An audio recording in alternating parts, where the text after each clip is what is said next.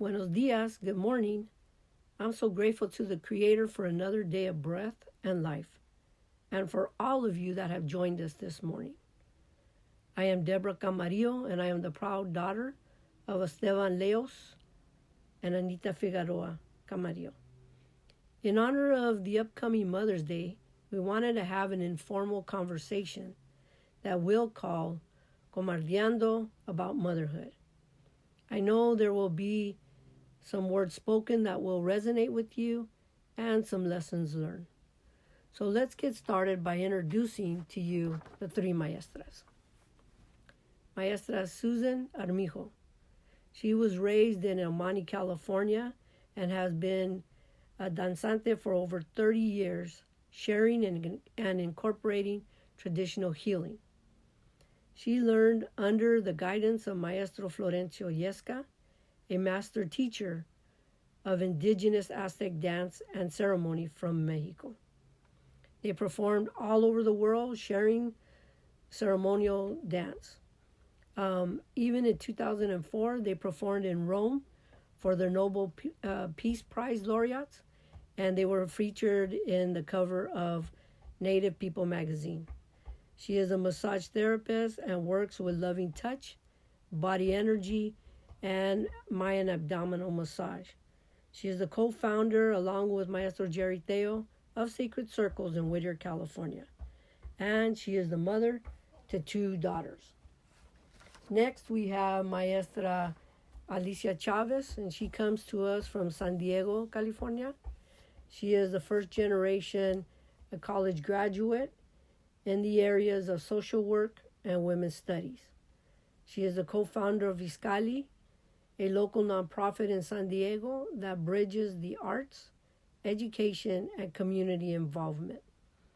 In addition, she is a founding member of Teatro Iscali, a Chicanx comedy troupe, and has performed for audiences throughout the United States. And let me tell you, if you have a chance to see them, oh, they are hilarious. Don't miss it. For the past several years, she has focused on teaching teatro to the next generation of social justice storytellers in San Diego so that the story doesn't die. She is the mother of a daughter. And we have with us Maestra Laura Tinajero, who was born and raised in Salinas, California. She has been actively involved in her community by helping youth make positive changes. She currently is the Healing Informed Practices Coordinator with East Salinas Building Healthy Communities. And she's a certified facilitator for Joven Noble and Chinatzli, as well as mentoring young women through La Cultura Cura philosophy. She holds a Bachelor's of Arts in Social and Behavioral Sciences with a minor in social work, and a mother of a son. So let's begin this morning's plática with Maestra Laura. Laura, can you share your experience of becoming a mom? When I became a mom, I really wanted to have a relationship with my son where he could always feel safe talking to me, no matter if he did something that he thought would be perceived as wrong. And I remember really clearly, like, when my son was about 9 or 10 years old, hearing him having a conversation with my little brother who's the same age. And I don't know what my little brother was going through, but I remember hearing my son, they didn't know I was listening, say, I know that's probably hard. Like, you should talk to my mom. Like, she's a really good listener. She gives me really good advice. And I remember feeling so felt so good because I'm like, my son feels like he can trust me, and then that was just a reoccurring thing as he grew up. He always told me if there was an issue at school, as far as I know. I mean, from the first time he kissed a girl to like every crush and realizing how much because I was so intentional and I wanted that so bad for my parents, I made sure that's what we had. And like to this day, we have really good conversations.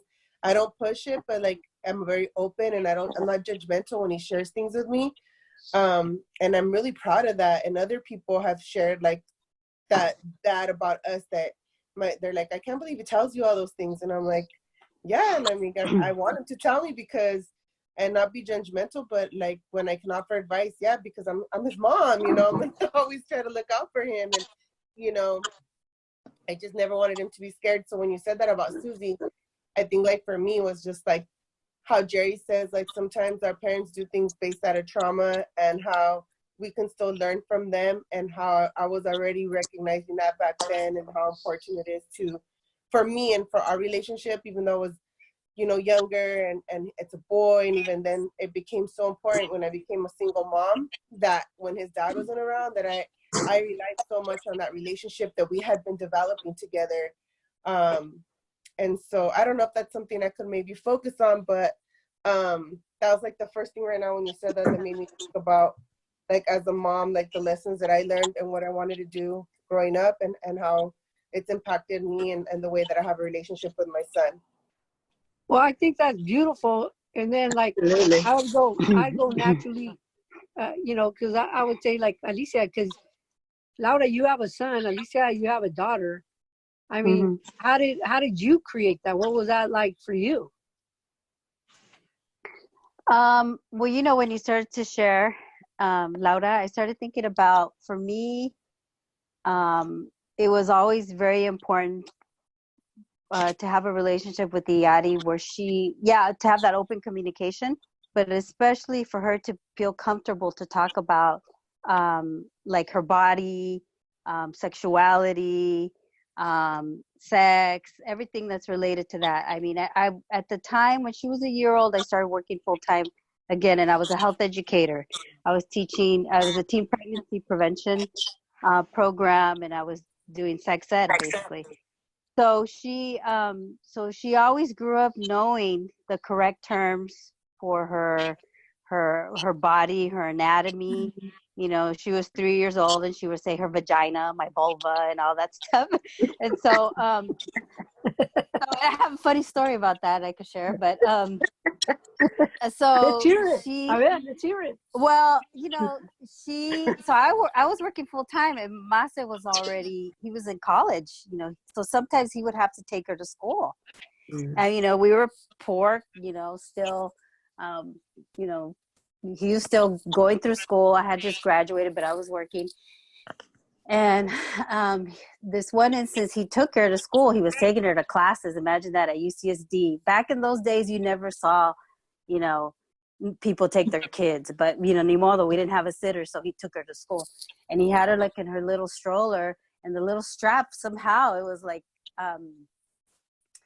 you know, it was like, no la estaba rociando, but it was like right there next to her vulva. And she's like, my vagina is hurting, my vagina, and like yelling it, right?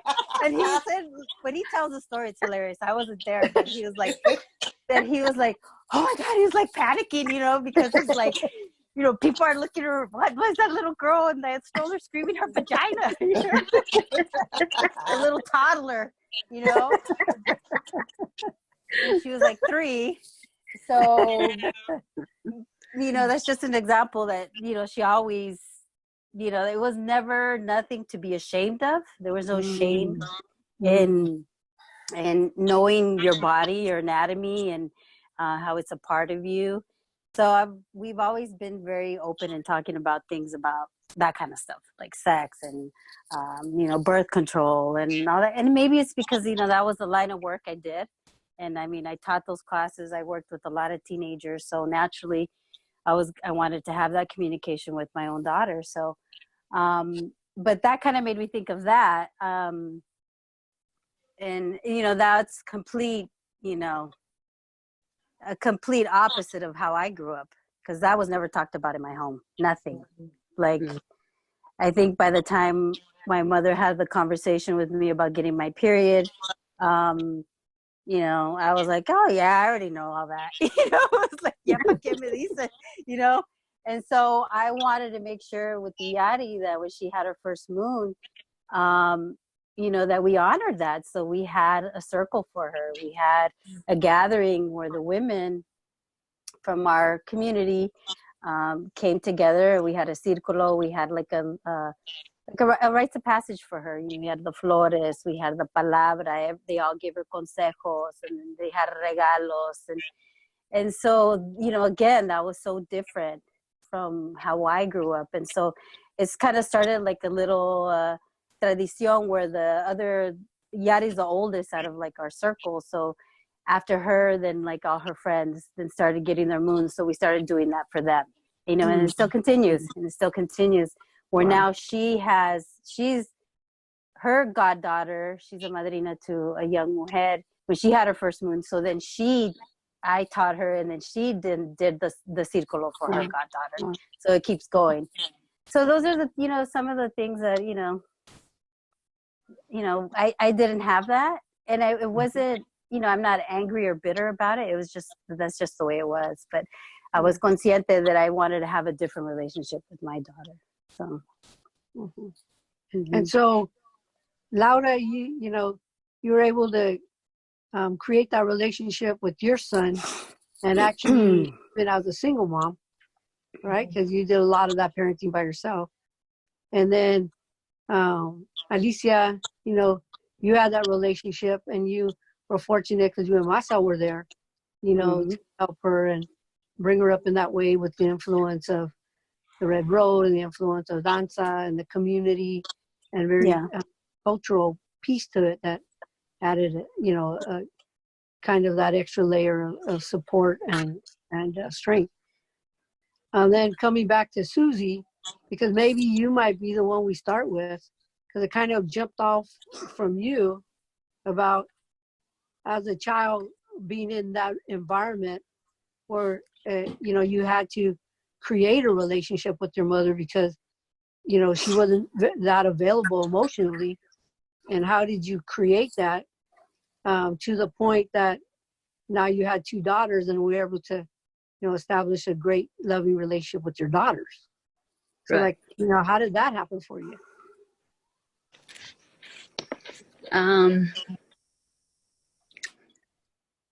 The thing that always stands out the most for me when I go back there was the words that stand out for me is confusion, anger, fear, and compassion. And a lot of that has to do with seeing my mother beaten, physically abused and emotionally abused on a daily basis. The confusion was a lot of, if you love my mom, why are you treating her that way? Why would you do that if you love her? And then my mom was so devoted to my father, like he could do no wrong. And she would always stick up for him. Like I would get mad that she's like, oh, don't talk like that about your father. He's doing the best he can. And she would always protect him. And to me, that was such a mixed message because whenever he would hit her, I felt like he was hitting me. And whenever he would yell at her, my ears would just close up and my stomach would get so tight because I would feel like it was happening to me. I was so sensitive. I was absorbing it. So even though he was hitting her,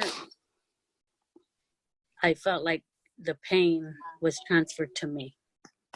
And for years it was confusing to me because whenever I would talk about him and why do you stay with him and why do you put up with that? And she would just continue justifying his actions. It would create a lot of anger. It's like that doesn't make sense. He shouldn't treat you that way. He shouldn't talk to you that way. And she would just keep defending him. That would make me very angry. But it also made me begin to doubt what I was feeling because I was reacting like if he really did physically do it to me, I was the one that was having all the reactions and she wasn't. She was responding like she was the witness and I was responding like I was the victim. Very confusing for me, but I know that I remember, and then having to grow up, I was 7 years old when my dad left the home and I had to start taking care of my brothers and her. And that was a major responsibility to jump. I see my granddaughters now, they're 9 and 4. And I was like, God, I was 7 when that happened to my mom. And I can't even imagine when I look at them and how they are right now. It's like, how in the world did I move into that mother role for everybody? I was still a little girl, you know. It was really interesting, but I think that's where the word compassion comes in, because I love my mom so much that I wanted to do whatever I could to fix it and to alleviate her pain and her ailment and her trauma, that I was willing to do whatever that meant so she could come back to me, so that she could be the mom that she was before all that destruction. And so when I have my own daughters, I was like, I know how pain transfers. I know how trauma transfers. It's still in my body to this day. If I start talking about her in any deeper levels, I'll start crying like if it's happening all over again right now. And when I go there, so I know, I would say my intention was, when I had my daughters, was to be very aware of where my wounds are and my reactions and the tones of my voices, tones of my voice and how I speak to them, so that I don't transfer my traumas onto them. Yeah. And, you know, and I mean, I think that's amazing, and it has a lot to do with why you do what you do today, right? Because absolutely. Absolutely. Can you share a little bit more about that? Well, my first, having had to endure that for so long, and not having that mother's guidance, having to figure out everything on my own, I was very lonely. I felt very alone in the world, but I trying to find my place where I could fit in, and when I would go to school and see other girls and how they interact and the way they talk and the support they had around them, I didn't realize that in the beginning, because to me, I grew up like that. I was thinking that's normal.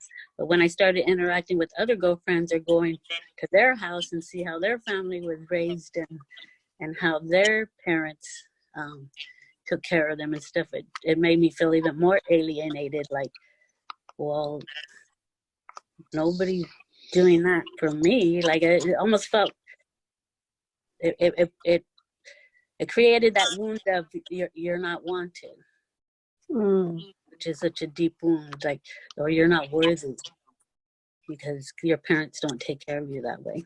You know, they're not there for you. And so I think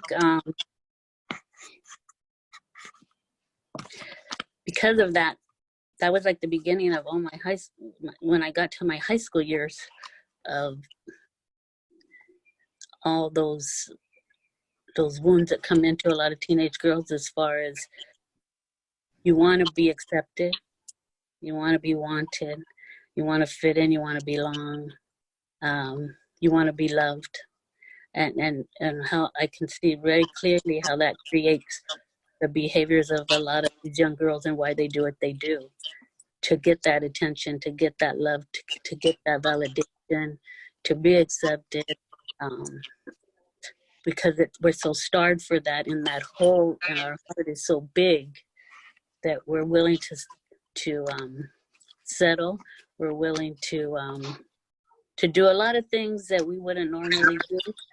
But if we know the reward is going to be some attention and some love, we don't care if it's a good thing or a bad thing. It's just like you're so starved that you're starving for any crumb that somebody gives you, and they're, oh, you know, anything interaction you can get from anybody, and especially in high school, another boy, you're just gonna just soak it up, because you're just wanting that attention that you didn't get from your dad, wanting to have girlfriends and be accepted because you didn't get that attention from your mom. So I did a lot of those behaviors, and and you might say, like a lot of people might have said back then, "Oh, you're so stupid," and you're like, "How could you be so dumb?" And that guy's full of shit or whatever, or that girl doesn't really like you; she just wants to use you and this and that, and you're thinking, no, because you don't even want to believe that people could be that way, and then when you find out that it was just a bunch of bullshit, but it just deepens the wound even more, because you're like, first you're getting it from your parents, and then now you're getting it from people that you thought really cared about you and wanted to have a relationship with you. So anyway, all of those things, as I got older and started with my daughter, made me realize I don't want any young girl to have to go through the things that I did, including, being jumped at school because there's nobody to protect you and nobody to stand up for you, and no parent to go to the school and talk to them, the principals or their parents or whatever. I don't want no girl to feel alone if I can help it. And so, yes, it is a major motivation for what I do today, to create those safe spaces, to create those healing environments, so that these young girls and women, I have the experience of my own experience as a young girl, as well as the experience of my mother, who was abused, and the emotional trauma that she had to endure. And so the work that I do with women and young girls is a passion, and it's because I was that little girl. Yeah. And I am that mother. Yeah. Yeah. And so, I mean, with that being said, I'm wondering, Laura, how do you raise a son that, and how do you instill those values to treat women, with that respect, and his sacredness, and also, having that interaction in a good and a healthy way towards other mujeres? Definitely had very open conversations around that. He, his father and I, we split up because I was very verbally, emotionally, mentally, like spiritually abusive marriage. And so it was very, they know as little kids, right? He's seen those things. So, we'd have conversations where he would say, like, oh, my dad just doesn't know how to treat women. And I'm like, well, do you know how should you treat a woman? Like, what do you think, is the right way you treat somebody? And so we would have those conversations, and we still have those conversations to these days. He's 19.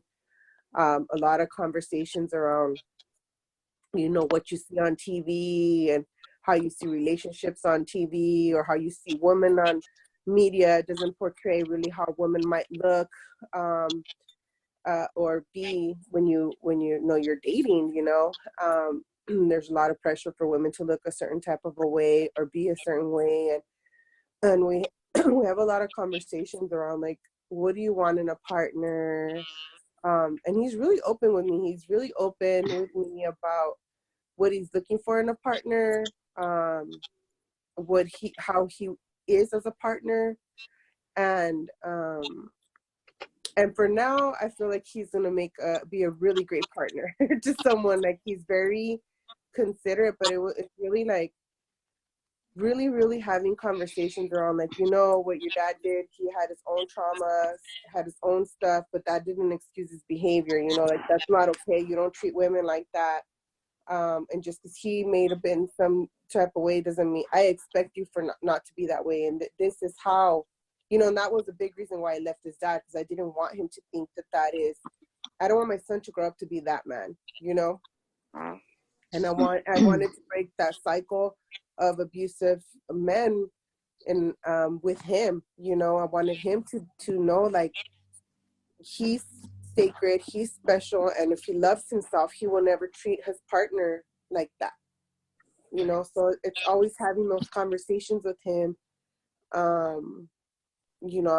I mean, well, he probably gets tired of it, but he hasn't told me to stop. But you know, I mean, those conversations at least every other week they come, you know, when it comes to girls and dating and even respecting himself and his body. Like I'm very, you know, very much have conversations around that, practicing safe sex isn't just like, you know, using condoms. It's like also spiritually, what does that do?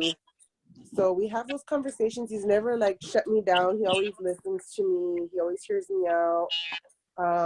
He shares his own opinions, his own feelings around relationships, what he hopes to gain in a relationship. And so I take it really seriously about having a young man, you know, as my son, having a boy in my life. And I think that it's also like even, it's crazy, but even like music he listens to or whatever, I'm like, you know, like I never want to hear you saying that word. Like you better not say those things in front of me, like at all, but especially not in front of me. And you know, I've always heard like from his teachers and everything that he's very respectful. They enjoy having him in the space.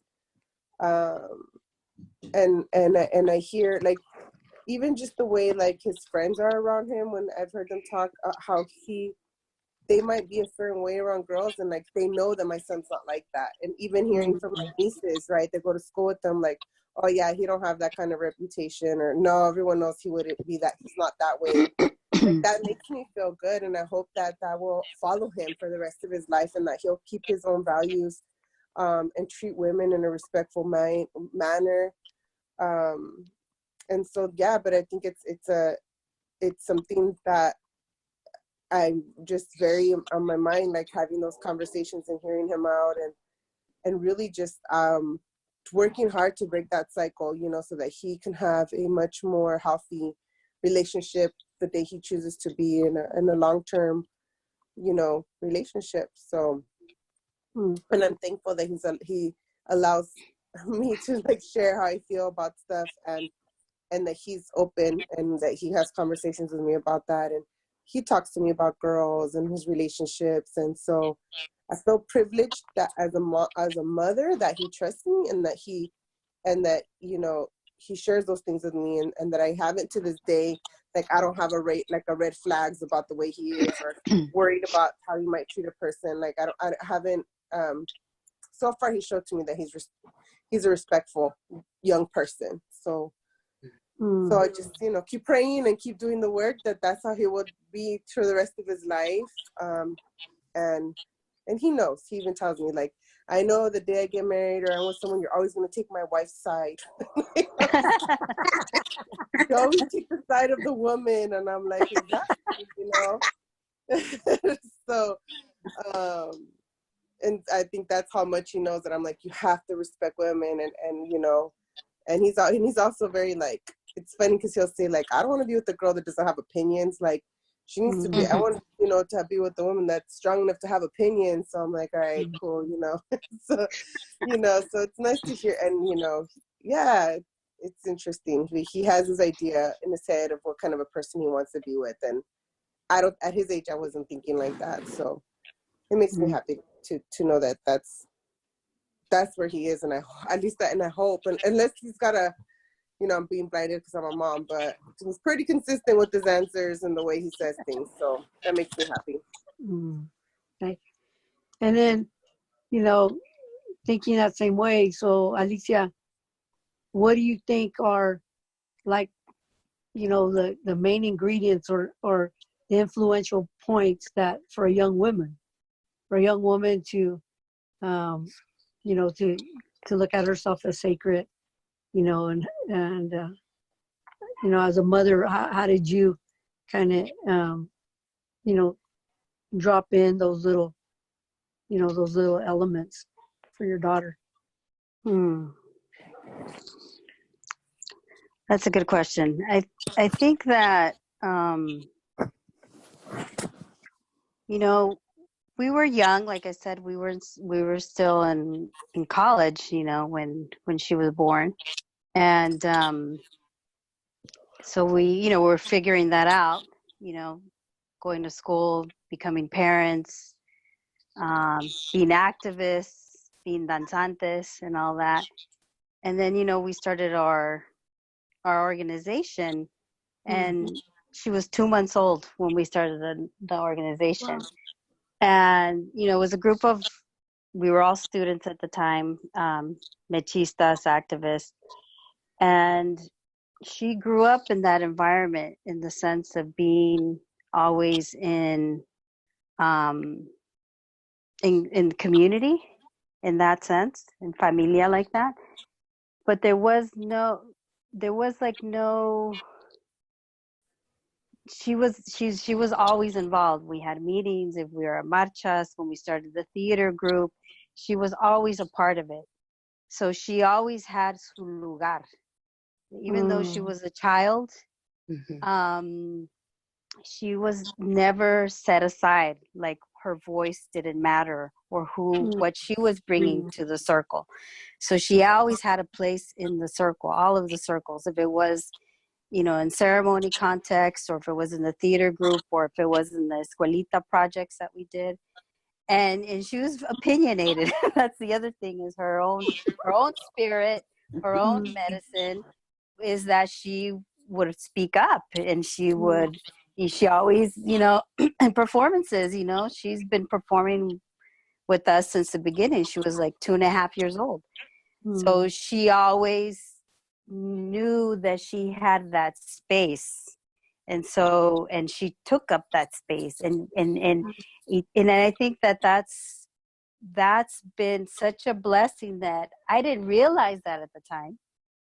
You know, she was always there because, pues, you know, ¿dónde la íbamos a dejar?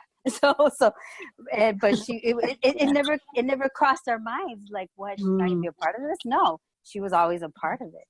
And so I think that that's fundamental, that children, young women, young men, for everybody has to have a place. Tienen que tener su lugar, and to know that they're accepted in the circle, you know, that what they have to contribute, their voice, their gifts that they have to share with the world, that's all, you know, very valuable. And so I think that, I mean, there's no doubt that all those experiences that she's had in her life, it shaped her to who she is right now, you know? And there was a time that I felt like, oh my God, you know, Mas and I, my husband, sometimes we would beat ourselves up, like, oh my God, what kind of parents were we? You know, we would be at rehearsals till 2 a.m, and there would be our little 5-year-old, you know, and it was like, you know, we're like, shouldn't have done that stuff, you know.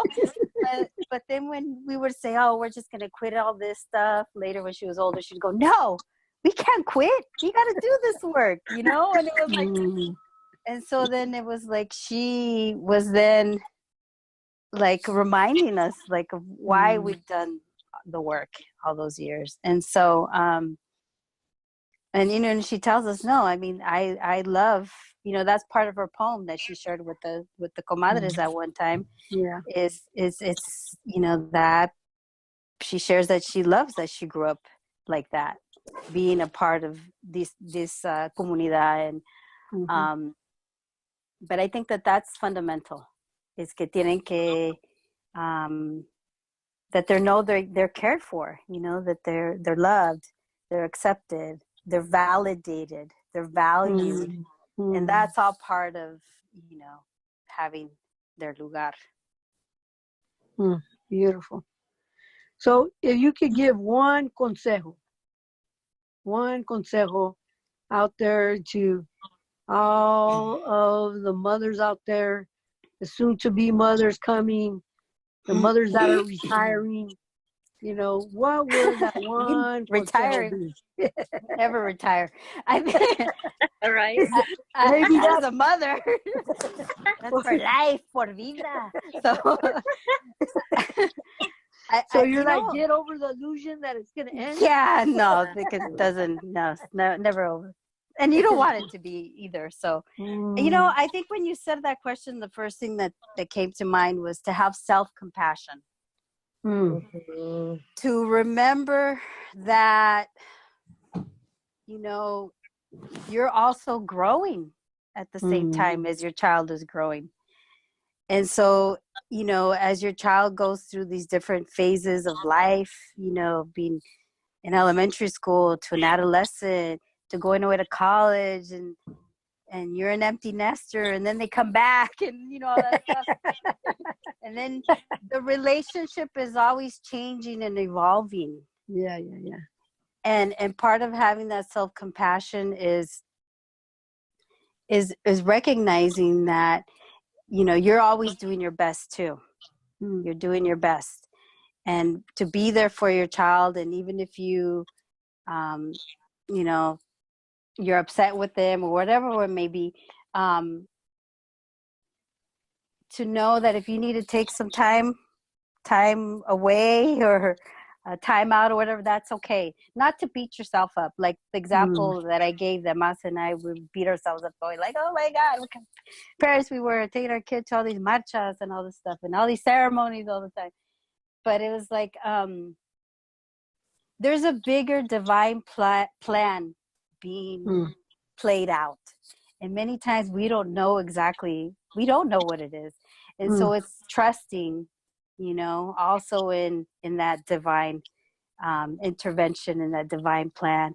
And so having that self-compassion, in that, you know, recognizing that, yeah, you're not perfect and you have your own wounds, and things are going to trigger you, and that kind of stuff. So you're doing your own work as well. And so recognizing that, and, you know, being loving with yourself to get through that as well. Yeah. Beautiful. Laura, what would be your consejo to all the young mothers and mothers out there? You know, the same thing. It's very, very similar. It's like we don't have a there's no handbook, and I only have one. My mom has 5, but she, you know, even if she thought she had it figured out, we were all so different. We all had very different personalities. So I think definitely taking time to take care of yourself, have your own, you need a break, like Comadre Alicia said. But I also think, you know, I think building a relationship with your child, now that my son, as he grew up, as he left from being a boy to adolescence to now being a quote unquote man, I guess everyone calls him my man child, ¿verdad? That those are going to be hard too. Like they're going through their cycles, but you go through it as a mom too, because you're like, shit, like I can't like give him a timeout. He's like 19, right? He doesn't like, you're grounded, like that doesn't work.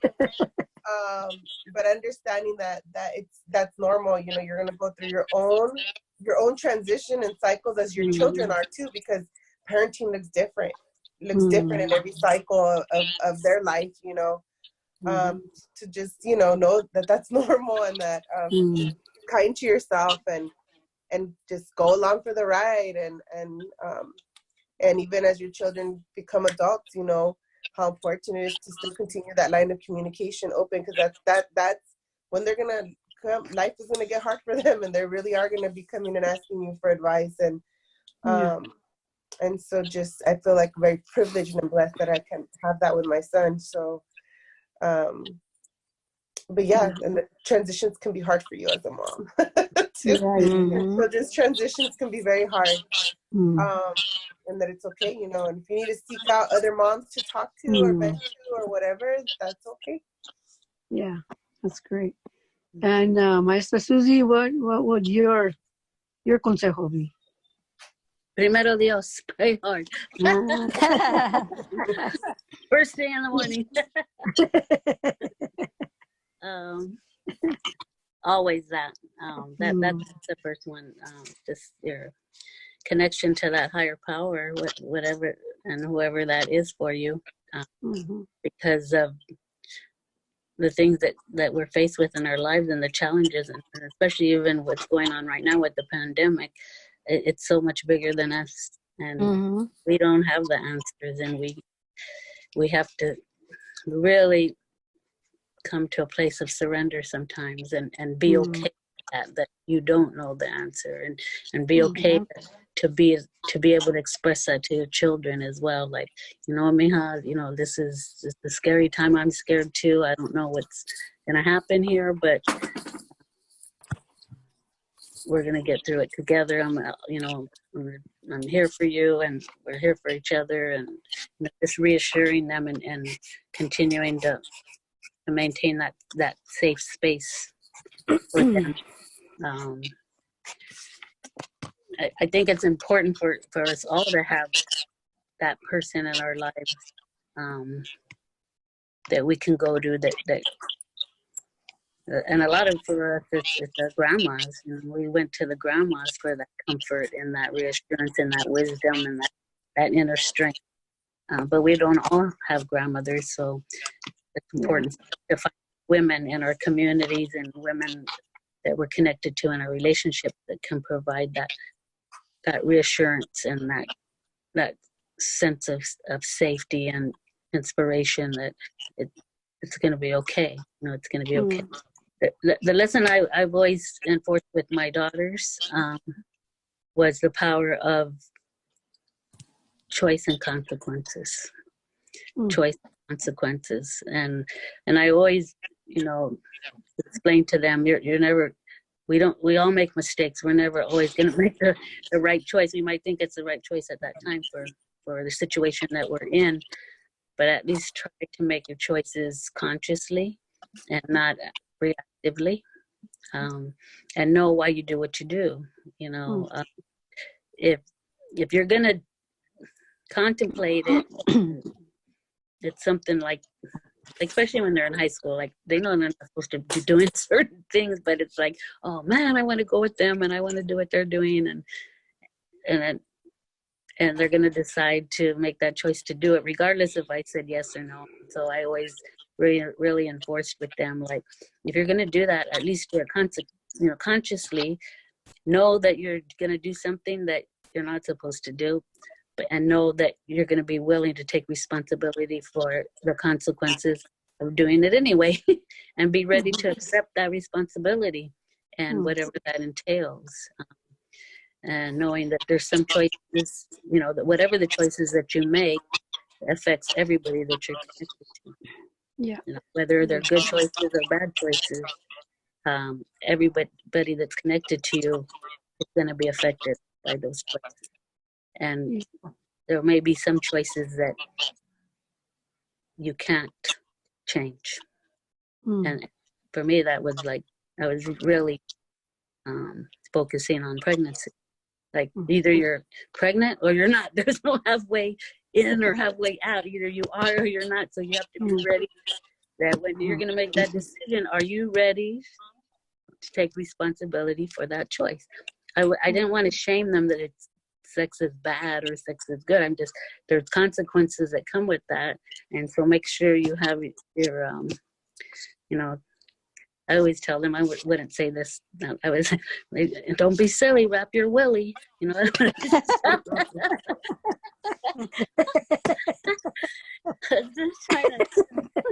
the point across. Because you can't, the consequences of that choice. Yeah. You can't redo it. Yeah. So power of choices and consequences. Yeah. Well, you guys did a great job. And this is what we got to do for Mother's Day. I would like to thank these three wonderful maestras, Alicia, Laura, and Susie, for sharing from their hearts with us this morning. A couple of things that we can take away from this conversation are that our mothers might not have been perfect, but that gives us an opportunity to do things different. And that raising children to know their sacredness requires us to model that behavior for them. And that love conquers all. Loving our mothers the way they are, and as mothers loving our children the way they are, will help them to see the sacredness that lies within themselves. I hope you enjoyed this time with us this morning, and on behalf of NCN and the National Comadres Network, we wish you all a Feliz Dia de las Madres. Happy Mother's Day. Bendiciones.